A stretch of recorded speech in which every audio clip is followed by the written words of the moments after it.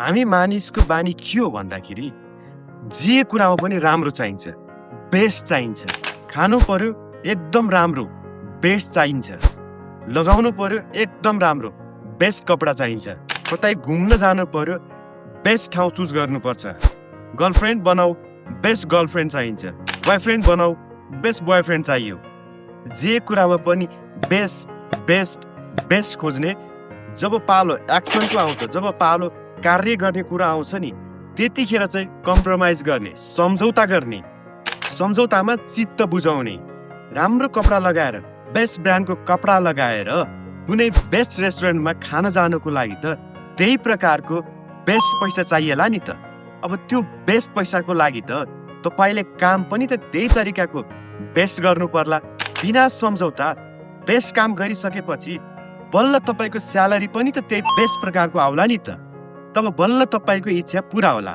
32 लक्षणले युक्त केटी वा केटा खोज्ने, बेस्ट खोज्ने, त्यसको लागि त तपाई पनि त बेस्ट हुनु पर्यो नि त।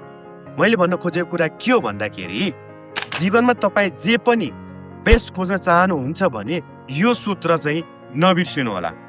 Best is equal to best, compromise is equal to compromise, adjust is equal to adjust.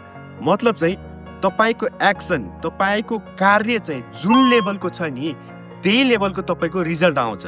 सिधा भाषामा भन्नु पर्दाखेरि तपाईको एक्सन, तपाईको कार्य कम्प्रोमाइज लेभलको छ भने तपाईले चाहिँ बेस्ट रिजल्टको आशा नगर्दा हुन्छ। यो सम्भव छैन, यो प्रकृतिको नियम नै हो है।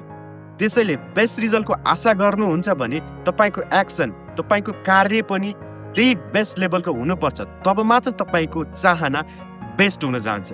नत्र भने यो कुनै हालतमा सम्भव नै छैन। यो कुरालाई एकदम ध्यान गर्नु होला। नत्र तपाईको यो बेस्ट खोज्ने चाहना चाहिँ जहिले पनि चाहनामै सीमित हुन्छ। All the best.